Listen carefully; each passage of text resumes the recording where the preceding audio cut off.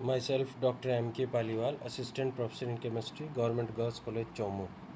बच्चों, मैंने आपको IR स्पेक्ट्रोस्कोपी में बहुत सारी बातें बताई। मैंने कहा था कि इसके मेन एप्लीकेशन जो है वो फंक्शनल ग्रुप डिटर्मिनेशन है और आइडेंटिफिकेशन ऑफ टू कंपाउंड्स है। मतलब दो कंपाउंड जो या तो सेम हो उनका आइडेंटिफिकेशन या डिफरेंट हो उनका आइडेंटिफिकेशन करना, तो उसके बारे में मैंने आपको बताया था।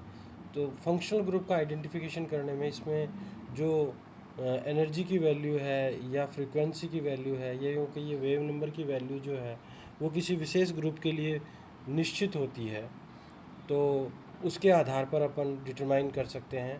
तो आज हम इन्हीं जो वेव नंबर हैं या वेव नंबर की वैल्यू है, वेव नंबर क्या होता है, न्यू बार होता है, क्योंकि E=H न्यू और न्यू C/λ होता है और लैम्डा 1/λ बार होता है। तो वैल्यू जो है वो किसी में भी ली जा सकती है। आप एनर्जी की वैल्यू ले सकते हो, फ्रीक्वेंसी की वैल्यू ले सकते हो, लैम्डा की वैल्यू ले सकते हो, वेव नंबर की वैल्यू ले सकते हो। तो एनर्जी, वेव फ्रीक्वेंसी और वेव नंबर जो है वो डायरेक्टली प्रोपोर्शनल होते हैं, जबकि लैम्डा जो होता है वो इन्वर्सली प्रोपोर्शनल होता है। डायरेक्टली प्रोपोर्शनल का मतलब ये होता है एनर्जी बढ़ती है तो फ्रीक्वेंसी बढ़ती है, फ्रीक्वेंसी बढ़ती है तो वेव नंबर बढ़ता है। परंतु अगर एनर्जी, फ्रीक्वेंसी और वेव नंबर बढ़ता है तो लैम्डा यानी तरंग दैर्ध्य की वैल्यू कम होती है। तो ये ट्रेडिशनली इसमें IR जो स्पेक्ट्रोस्कोपी है उसमें जो वैल्यूज़ ली गई हैं वो वेव नंबर के रूप में ली गई हैं, यानी कि सेंटीमीटर इन्वर्स के रूप में ली गई हैं। तो मैं यहाँ पर कुछ वाइब्रेशनल फ्रीक्वेंसी के बारे में बात कर रहा हूँ। वो फ्रीक्वेंसीज़ अपने को याद रखनी है, बहुत इम्पॉर्टेंट होता है, और इसी के आधार पर अपन बता सकते हैं कि हमारे जो दिया गया कंपाउंड है या सैंपल है उसमें कौन सा फंक्शनल ग्रुप प्रेजेंट है। तो सबसे पहले हम बात करते हैं 3400 से 3600 सेंटीमीटर इन्वर्स। 3400 से 3600 सेंटीमीटर इन्वर्स के रूप में मैंने आपको बताया था वैल्यू कि जो 4000 सेंटीमीटर इन्वर्स से लेकर 1300 सेंटीमीटर इन्वर्स तक तो होता है फंक्शनल ग्रुप रीजन, और 1300 सेंटीमीटर इन्वर्स से लेकर 665 सेंटीमीटर इन्वर्स तक जो होता है वो फिंगरप्रिंट रीजन रहता है। तो फंक्शनल ग्रुप में यानी फंक्शनल ग्रुप की जो करेक्टरिस्टिक पीक होगी वो 4000 सेंटीमीटर से इन्वर्स से लेकर 1300 सेंटीमीटर इन्वर्स के बीच में होगी। तो हम इनकी बात करते हैं और यही बहुत इम्पोर्टेंट है, यही आपको याद रखना है। तो सबसे पहले आता है 3400 से लेकर 3600 सेंटीमीटर इन्वर्स में। इसमें तीन जो हैं वो आपको फंक्शनल ग्रुप मिल सकते हैं। देखो, पहले मैंने ऊपर वेव नंबर लिया है, फिर पॉसिबल फंक्शनल ग्रुप लिया है और उसका कमेंट लिया है कि क्या हो सकता है। तो अगर 3400 से 3600 सेंटीमीटर इन्वर्स के बीच में हमारे को ब्रॉड और स्ट्रॉन्ग पीक मिलती है तो OH स्ट्रेचिंग होती है, यानी कि OH स्ट्रेचिंग हमारे को मिलेगी, यानी कि OH ग्रुप हमारे को मिल सकता है। और अगर शार्प विथ टू स्पाइक होगी तो NH2 जो ग्रुप है वो हमारे को मिलेगा। ठीक है, शार्प विथ वन स्पाइक वो NH ग्रुप होगा, सॉरी इसमें गलती से लिखा गया है NH2, NH ग्रुप होगा। ठीक है, वन स्पाइक के साथ अगर होगा तो शार्प पीक होगी और उसके साथ वन स्पाइक होगा तो NH ग्रुप होगा, और टू स्पाइक होंगी तो उसके साथ NH2 ग्रुप होगा। ठीक है, फिर लगभग 3300 सेंटीमीटर इन्वर्स के पास यहाँ पर CH स्ट्रेचिंग होगी और मीडियम पीक होगी, वो होगी कार्बन कार्बन ट्रिपल बॉन्ड के साथ जुड़ा हुआ जो हाइड्रोजन होगा, CH स्ट्रेचिंग पाई जाएगी। फिर देखिए 3000 से सेंटीमीटर इन्वर्स से जस्ट अबव जो है वह कार्बन कार्बन डबल बॉन्ड वाला जो CH स्ट्रेचिंग होगी वो होगी, और वो मीडियम और वीक पीक होगी।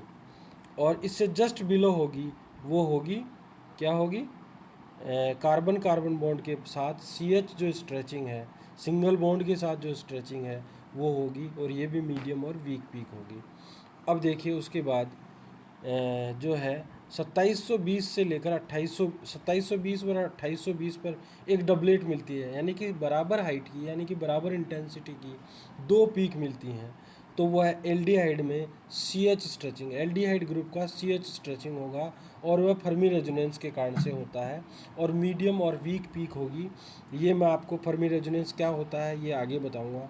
डबलेट होगी इसमें, यानी कि दो जो है सेम हाइट की पीक होंगी, सेम इंटेंसिटी की पीक होंगी। उसके बाद 2500 से 3000 सेंटीमीटर इनवर्स में ये कार्बोक्सिलिक ग्रुप की करेक्टरिस्टिक पीक है और OH स्ट्रेचिंग होती है और ब्रॉड और स्ट्रॉन्ग पीक होती है। ये याद रखिए, अगर 2500 से 3000 के बीच में अगर आपको कोई सेंटीमीटर इनवर्स के बीच में कोई आपको मिलती है तो वह कार्बोक्सिलिक ग्रुप में होगी और ब्रॉड और स्ट्रॉन्ग होगी। फिर है 2200 से जस्ट अबाउ, वह है C triple bond N stretching होगी और स्ट्रॉन्ग पीक होगी।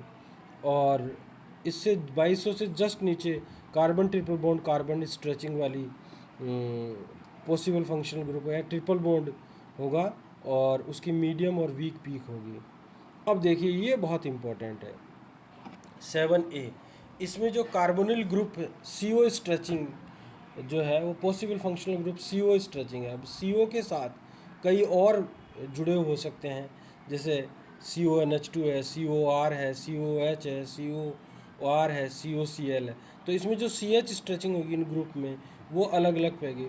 1690 के आसपास होगी, वो तो होगी एमाइड में, ये होगी कीटोन 1710 के आसपास कीटोन में होगी और 1725 के आसपास होगी वो CO स्ट्रेचिंग एसिड में होगी।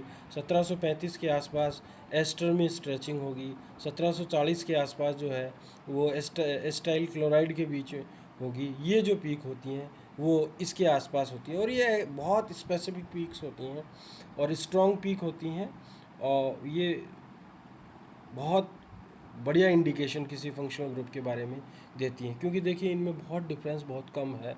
अगर 1690 92 93 या 88 या 89 87 ये आता है तो वो एमाइड है कन्फर्म, CONH2 है। 1710 के आसपास कोई पीक मिल रही है तो वह कीटोन है। 1725 के आसपास है तो कार्बोक्सिलिक एसिड है। 1735 के आसपास है तो एस्टर है और 1740 के आसपास है तो एस्टर क्लोराइड है। अब देखिए 7B जो है वो बहुत इंपॉर्टेंट है। ये जो है हमारे को एक डबलेट मिलती है 65 के डिफरेंस के, 65 सेंटीमीटर यानी 65 के डिफरेंस पे वो मिलती है 1745 से 1800 या फिर 1790 से 1850 के बीच में, और ये कपल्ड वाइब्रेशन के कारण से एनहाइड्राइड में मिलती है। तो ये बहुत इंपॉर्टेंट पीक है। इसके बाद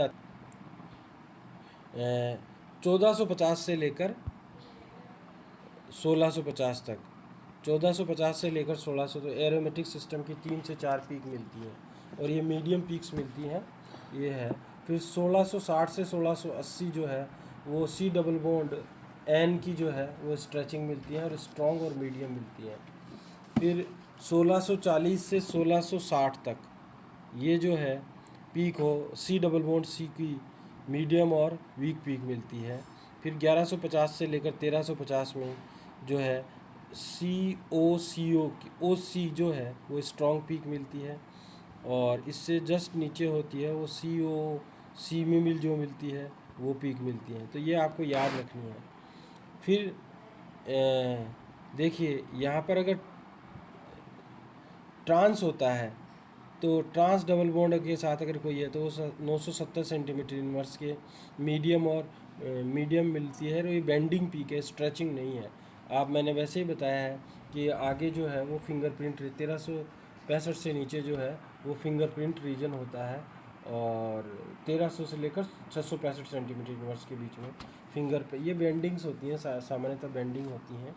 और अगर जो ट्रांस सिस होती है, सिस 700 सेंटीमीटर इनवर्स में मीडियम बेंडिंग पीक होती है। देखिए ट्रांस होता है वो ज़्यादा स्टेबल होता है, इस कारण से उसकी है हायर वेव नंबर पे मिलती है, और सिस जो होता है वो कम स्टेबल होता है तो वो लोअर वेव नंबर पे मिलती है। एनर्जी, फ्रीक्वेंसी और वेव नंबर तीनों जो हैं वो डायरेक्टली प्रोपोर्शनल है, मैंने आपको पहले ही बताया है। तो ये जो होती हैं तो ये इस प्रकार से आपको पीक मिलती हैं सिस और ट्रांस की। फिर देखिए अगर C के साथ X जुड़ा हुआ है, X का मतलब फ्लोरीन, क्लोरीन, ब्रोमीन, आयोडीन, तो इनकी 1000 से 1400 सेंटीमीटर ये होता है अगर फ्लोरीन जुड़ा हो, क्लोरीन जुड़ा हो तो 600 से 800 सेंटीमीटर इनवर्स, अगर ब्रोमीन जुड़ा हो तो 500, और आयोडीन जुड़ा हो तो लगभग 500 सेंटीमीटर इनवर्स के आसपास ये पीक मिलती है। ये सारी बैंडिंग पीक्स हैं और बहुत ज़्यादा इम्पोर्टेंट नहीं है, फिर भी इनको आपको याद रखना आवश्यक है। अब अपन नेक्स्ट बात करते हैं और कुछ इम्पोर्टेंट पीक्स हैं। अगर एरोमेटिक सिस्टम है और वह मोनोसब्स्टिट्यूटेड है तो हमारे को मोनोसब्स्टिट्यूटेड जो होता है ना, तो वो हमारे को मिलता है कहाँ पर 690 से 710 सेंटीमीटर इनवर्स, या 735 से लेकर 770 सेंटीमीटर। मेटा सब्स्टिट्यूट होता है इसमें, तो ये 690 से 710 या 750 से लेकर 800 सेंटीमीटर इनवर्स से 2 पीक मिलती हैं। अगर ऑर्थो सब्स्टिट्यूट है तो ये 730 से 770 सेंटीमीटर इनवर्स मीडियम पीक मिलती है, ये वाली। और अगर पैरा है तो पैरा सबसे ज़्यादा स्टेबल होता है, तो 800 से 850 सेंटीमीटर इनवर्स में स्ट्रॉन्ग पीक मिलती है। ये है बेंजीन अगर डाई सब्स्टिट्यूट होता है तब। अब देखिए नेक्स्ट है, वो है 1275 से 1375 या 1535 से 1600। इसमें जो NO2 है उसमें NO स्ट्रेचिंग की स्ट्रॉन्ग पीक मिलती है। फिर मिलती है 1605 से 1625 या फिर 1650 से 1680 में। इसमें NO स्ट्रेचिंग जो ऐसा होता है बॉन्ड ONO2 में स्ट्रॉन्ग पीक मिलती है स्ट्रेचिंग की, वो यहाँ पर मिलती है। तो ये स्ट्रॉन्ग पीक्स हैं। अब इस प्रकार से ये जो है हम फंक्शनल ग्रुप का आइडेंटिफिकेशन कर सकते हैं और हम बता सकते हैं कि कौन सी पीक अगर हमारे को मिलती है या हमारे पास वेव नंबर की वैल्यू आती है, तो हम वेव नंबर की वैल्यू अगर हमारे किसी पीक से रिलेटेड आती है तो हम बता सकते हैं कि उस दिए गए कंपाउंड में कौन सा पॉसिबल फंक्शनल ग्रुप है, और दूसरी स्पेक्ट्रोस्कोपी की सहायता से उसको हम कन्फर्मेटरी या कन्फर्मेशन दे सकते हैं। दो को अगर मिला के, तो जैसे हमारे पास UV विजिबल है, मास स्पेक्ट्रो है, इन सबको NMR है, इन सबको करके हम कंपाउंड की आइडेंटिफिकेशन आराम से कर सकते हैं। पर उसमें IR जो होता है वो सबसे इम्पोर्टेंट रोल प्ले करता है फंक्शनल ग्रुप के बारे में बताने के लिए। धन्यवाद, थैंक यू। अब अपन जो है नेक्स्ट क्लास में पढ़ेंगे factor affecting the vibrational frequencies.